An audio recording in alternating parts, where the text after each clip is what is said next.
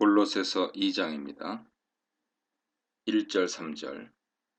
바울은 이방인의 사도로 부름받은 자신 사역에 대해 설명한 후 이제 독자들이 자신의 수고에 대해 알아주기를 바라고 있습니다. 그래서 골로새 교회 성도들과 더불어 라오디게아 교회 성도들을 언급합니다. 리커스 계곡 근처에 있는 작은 도시들인 골로새와 라오디게아 그리고 히에라폴리스에 복음을 전한 사람이 바울 동역자인 에바브라였기 때문이죠. 바울은 골로새와 라오디게아에 각각 편지를 보내고 있으며 그 편지들을 서로 교환해서 읽도록 권하고 있습니다. 골로새와 라오디게아 교회 성도들이 바울의 얼굴을 보지는 못했지만 바울이 그들을 위해 얼마나 힘쓰는지 알아주기를 바라고 있습니다. 이것은 바울이 자신의 수고에 대해서 인정받고 싶어서 하는 말이 아니라 그것이 독자들에게 유익한 결과를 가져올 것이기 때문입니다. 바울이 그들을 위해서 얼마나 힘쓰고 있는지 독자들이 안다면 그들은 큰 위로와 격려를 받고 마음이 강하게 될 것입니다. 뿐만 아니라 그들은 바울이 전한 복음을 굳게 잡고 하나님의 비밀인 그리스도를 더욱 풍성히 깨달아 알게 될 것입니다. 바울은 그리스도 안에 있는 모든 지혜와 지식의 보물이 감추어져 있다고 말합니다. 이것은 거짓 교사들의 주장을 무력하게 하는 것이죠. 모든 지혜와 지식은 헬라 철학이나 혹은 특별히 선택받은 소수의 자칭 영적인 존재들이 소유한 것이 아니라 그리스도 안에 있는 것입니다. 그러므로 독자들은 자신들을 위한 바울 수고를 기억하고 바울이 선포한 그리스도에 관한 복음을 굳게 잡고 그 가운데 풍성한 지혜와 지식을 얻어야 할 것입니다. 4절입니다. 바울은 지금까지 골로새 교회 이단적인 가르침에 대해 암시적으로 언급했지만 이제 명시적으로 그것에 대해 지적합니다. 거짓 교사들은 교묘한 말로 독자들을 속이는 자들이죠. 교묘한 말이란 매력적이고 설득력 있게 들리지만 거짓된 가르침입니다. 독자들은 하나님의 비밀인 그리스도의 복음을 풍성히 깨달아 알므로 거짓된 가르침에 속지 않도록 해야 합니다. 5절입니다. 비록 독자들이 바울 얼굴을 보지는 못했지만 바울은 자신이 그들과 영적으로 함께 있다는 사실을 알기 원합니다. 영적으로 함께 있다는 표현은 독자들에 대한 바울 관심을 표현하는 것이죠. 바울은 그들과 함께 있지 않지만 그들을 위해서 염려하고 기도하면서 그들에게 복음 진리를 가르치려고 힘쓰고 있습니다. 바울은 그들에 대한 소식을 계속 듣고 있으며 이단 가르침에도 불구하고 독자들이 그리스도를 믿는 믿음 가운데 굳게 서 있다는 것을 알고 기뻐하고 있습니다. 이 문단에서는 거짓 가르침에 맞서 신앙을 굳게 하는 사역에 대해 묵상해 보시기 바랍니다. 6절 7절입니다. 이 단락은 교리적인 설명으로부터 권면의 메시지로 전환하고 있습니다. 지금까지는 하나님의 비밀이며 복음의 핵심인 그리스도에 관한 교리 설명에 집중했죠. 이제 그런 설명에 근거하여 독자들이 믿음 가운데 뿌리를 내려 성장하라고 명령합니다. 먼저 독자들이 에바브라에게서 복음을 듣고 그리스도 예수를 그들의 주로 받아들였다는 사실에 대해 언급합니다. 바울은 앞에서 그리스도를 창조의 주이며 구원의 주로 묘사했습니다. 만약 독자들이 그리스도를 자신들의 주로 고백하고 받아들였다면 그들은 그리스도 안에서 믿음의 삶을 영위해야 합니다.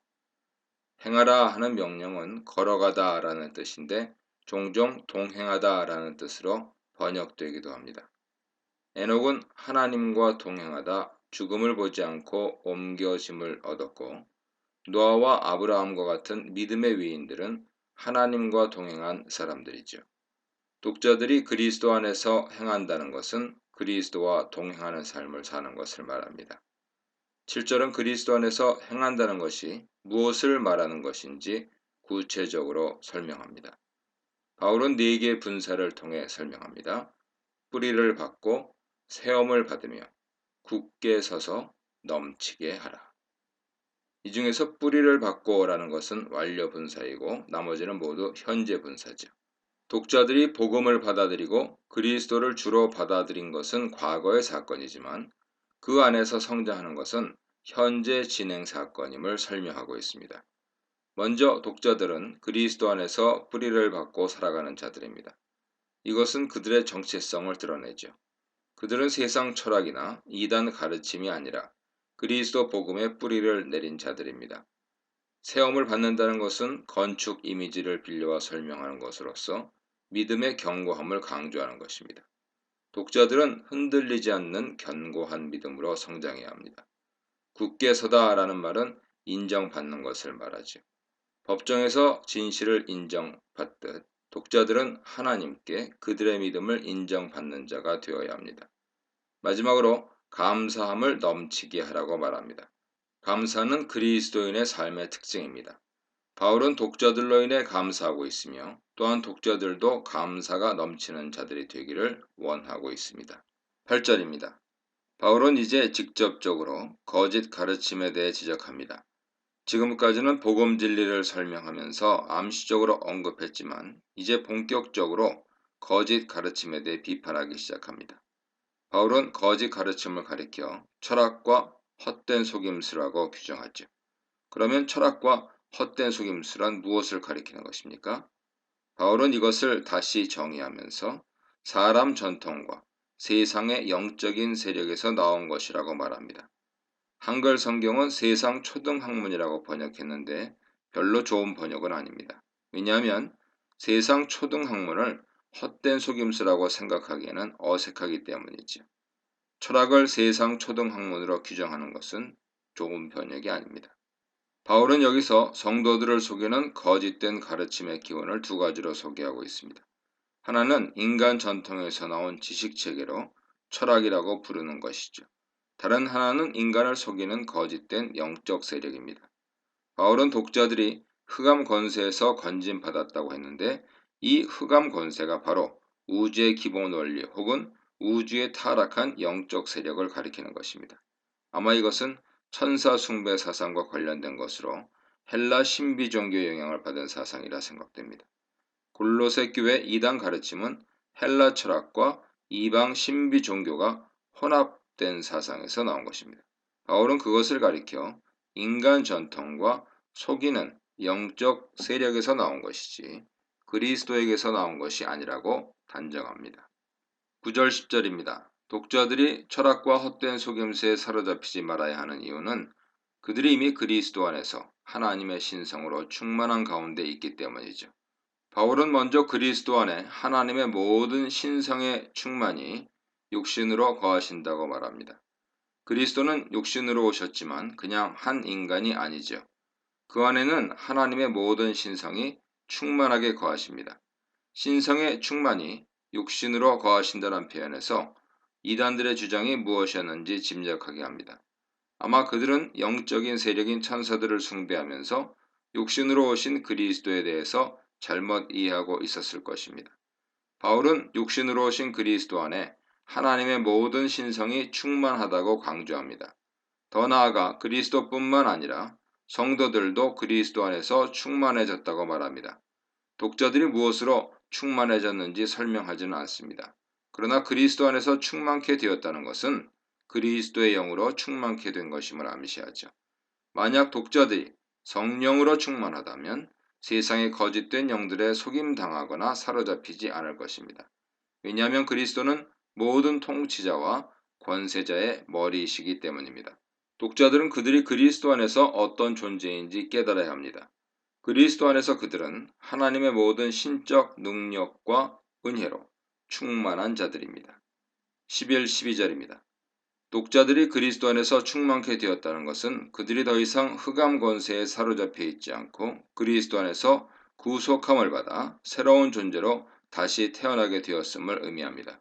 바울은 이에 대해 설명하면서 유대인들과 이방인들을 구별하여 설명하죠. 먼저 유대인들의 구원에 대해 설명하면서 그들은 손으로 하지 아니한 할례, 즉 그리스도의 할례를 받은 자들이라고 말합니다. 바울은 유대인들이 중요하게 생각하는 할례에 대해서 영적 관점에서 재해석하고 있는 것입니다. 손으로 하는 할례는 육신에 속한 것이지만 그리스도의 할례는 육신을 벗어버리고 영적인 몸을 입는 것이죠. 바울은 독자들이 받은 세례에 대해서도 다시 설명합니다. 세례는 유대 전통에서 행하던 것과 같은 육신의 정결을 위한 의식이 아닙니다. 그것은 그리스도와 함께 죽고 새로운 존재로 다시 부활하게 된 것을 의미하죠. 그리스도는 육신의 몸이 죽고 장사되었으나 부활하심으로 썩지 않고 부패하지 않는 영원한 몸으로 살아나셨습니다.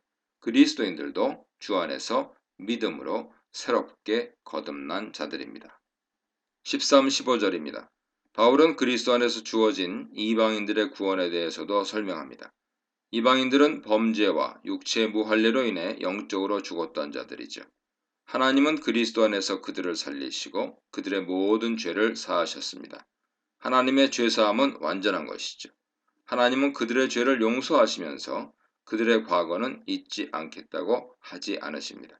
하나님은 그들의 죄를 사하시고 그들의 과거도 완전히 잊으시는 분이시죠. 여기서 죄는 빚에 비유되고 있습니다. 빚진 자는 채권자에게 채무증서를 써줘야 하는데 그 증명서는 채무자에게 자신이 빚쟁이라는 사실을 상기시키는 것입니다. 그러나 하나님은 그들의 빚을 탕감해 주실 뿐만 아니라 채무증서까지 폐기하신다는 것입니다. 이것은 하나님의 완전한 죄사함을 의미하죠.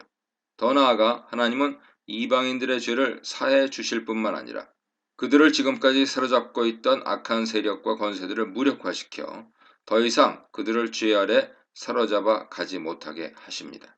그리스도의 십자가는 죄사함을 의미할 뿐 아니라 악한 세력에 대한 심판을 의미합니다. 이 문단에서는 그리스도 예수를 주로 영접한다는 것은 신성을 가지신 예수님을 믿는다는 것은 그리스도 안에서 충만해진다는 것은 무엇인가에 대해 묵상해 보시기 바랍니다. 16, 17절입니다. 거짓 교사 특징은 복음 진리를 말하는 것처럼 보이지만 실상은 거짓되고 헛된 인간 사상을 가르칠 뿐입니다. 바울은 먼저 독자들을 향해 먹고 마시는 것과 절기, 초하루, 안식일을 이유로 아무도 너희를 비판하지 못하게 하라고 명합니다. 거짓 교사들은 단순한 유대주의자들이 아닙니다. 그들은 유대 전통을 이교 사상과 결합하여 혼합주의 종교를 만들어 금욕주의와 천사 숭배를 주장한 자들입니다. 금욕주의와 천사 숭배는 분명 유대 전통도 아니고 기독교 가르침도 아닙니다. 거짓 교사들이 먹고 마시는 것으로 독자들을 비판했던 것은 그리스도인들이 자신들의 금욕주의적인 사상을 따르지 않았기 때문일 것이죠. 독자들이 복음 진리의 근거에 누리는 자유를 그들은 불경건한 행위로 비난했을 것입니다. 그러나 그것은 육체를 따라 난 자가 성령을 따라 난 자를 핍박하는 것과 같습니다. 거짓 교사들은 마치 자신들이 진리를 가진 것처럼 성도들을 비판했습니다. 그러나 바울은 거짓 교사들의 실상을 폭로하면서 독자들이 그들로부터 비판받아야 할 이유가 없다고 선언합니다. 먹고 마시는 것과 절기에 관한 것은 장차 올 것에 대한 그림자일 뿐이라고 말합니다. 또한 거짓 교사들에 의해 왜곡된 가르침은 물론이고 유대 전통과 관습도 그것이 진리의 참된 실체는 아니라고 말합니다. 그것은 장차 올 참된 진리를 미리 보여주는 그림자일 뿐이죠. 히브리서 10장 1절에는 율법은 장차 오는 좋은 일의 그림자요 참 형상이 아니라고 했습니다. 그러나 바울은 여기서 복음의 참된 진리를 참 형상이라고 하지 않고 그리스도의 몸이라고 말합니다. 이것은 교회를 그리스도의 몸이라고 했던 것과 관련이 있죠. 거짓 교사들이 그림자를 붙들고 있습니다. 그러나 독자들은 진리의 참된 실체인 그리스도에게 붙어있는 그분의 몸이죠. 그러므로 그리스도인들은 거짓 교사들로부터 비판받아야 할 이유도 없고 그들 비판에 주의 기울일 필요도 없습니다. 18, 19절입니다. 바울은 이제 거짓 교사들의 잘못된 가르침에 대해 직접 언급합니다. 아무도 너희를 정죄하지 못하게 하라 하는 말로 시작합니다. 이것은 16절에 아무도 너희를 비판하지 못하게 하라 하는 말과 유사하죠. 거짓 교사들이 독자들을 비난하고 정죄했던 이유는 무엇입니까? 그것은 독자들이 자신들의 꾸며낸 겸손과 천사 숭배에 동참하지 않았기 때문이죠. 여기서 꾸며낸 겸손이란 거짓 교사들이 스스로 자신을 낮추기 위해 행했던 금욕주의 의식을 가리킵니다. 이러한 금욕주의 행위는 천사 숭배 사상과 관련이 있었을 것입니다. 천사 숭배 사상에 대한 정확한 실체는 알 수 없지만 아마도 천사들이 만물을 다스리는 자로 세움받았다고 이해하는 유대 전통과 관련이 있을 것입니다. 하늘에 있는 각각의 별들은 각각의 천사들에 의해 다스림받고 세상 민족들의 경계도 천사들의 숫자에 따라 정해져 그들이 다스리도록 맡겨졌다고 유대인들은 간주했습니다. 거짓 교사들은 환상 가운데 하늘에 올라가 천사들이 다스리는 우주에 대한 비밀을 보았다고 주장합니다. 그리고 그러한 영적 계시는 금욕 상태를 유지할 때 잘 수납할 수 있다고 생각했습니다. 따라서 바울은 거짓 교사들이 꾸며낸 겸손과 천사 숭배로 독자들을 정죄한 것은 자신들이 본 것에 근거하여 육체적인 생각을 따라 헛된 자랑을 한 것이라고 비판합니다.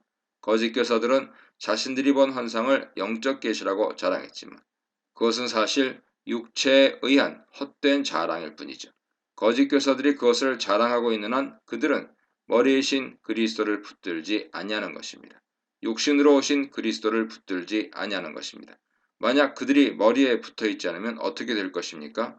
바울은 온몸이 머리로부터 영향을 받고 힘을 얻어 서로 연합하여 자라게 된다고 말합니다. 하나님은 그리스도 안에서 성도들을 자라게 하시죠. 거짓 교사들이 복음을 붙들지 않고 헛된 것을 자랑하는 한 그들은 머리에서 떨어져 나간 자들이 되고 맙니다. 21절입니다.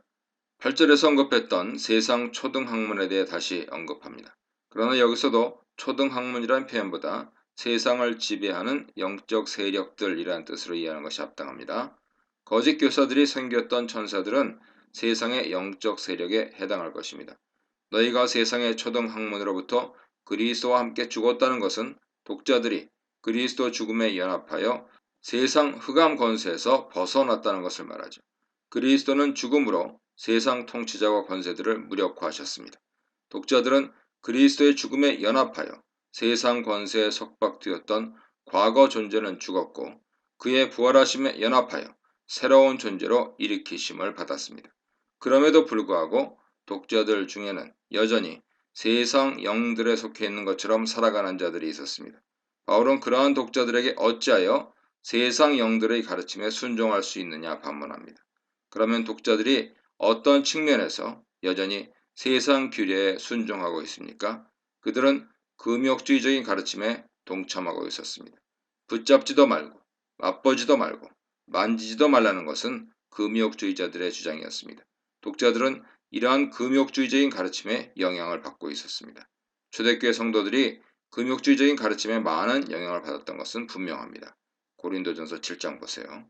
그러나 그것은 결코 복음 가르침이 아닙니다. 바울은 금욕주의를 미혹하는 미형과 귀신의 가르침이라고 정죄하고 있습니다. 디모데전서 4장 보세요. 22, 23절입니다.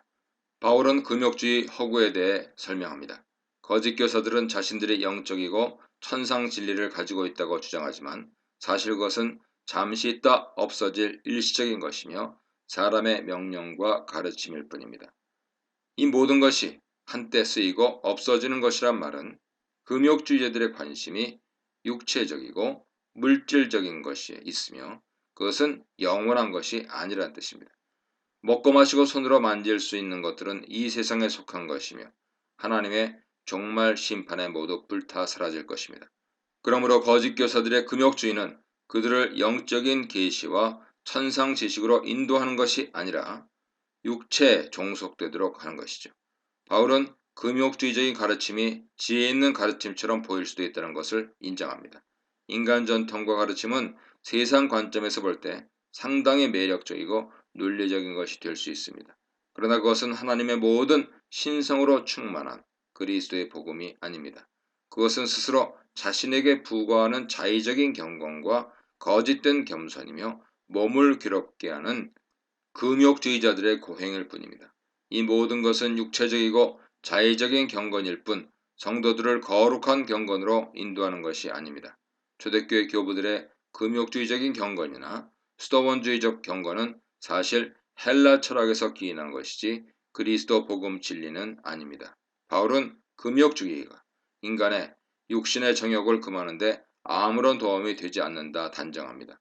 세속적인 육신 정욕을 금하는 것은 금욕주의적인 행위를 통해 성취되는 것이 아니라 그리스도에게 연합하여 육체의 정욕을 십자가에 못 박아 죽이고 성령의 능력으로 새로운 존재로 부활함으로 가능한 것입니다. 오직 아들을 죽음에서 다시 살리신 하나님만이 우리를 육체의 정욕에서 구원하여 하나님을 아는 지식과 선한 일에 자라게 하실 수 있습니다. 이 문단에서는 율법주의를 경계하라, 고행과 천사 숭배를 경계하라, 금욕주의를 경계하라에 대해 묵상해 보시기 바랍니다.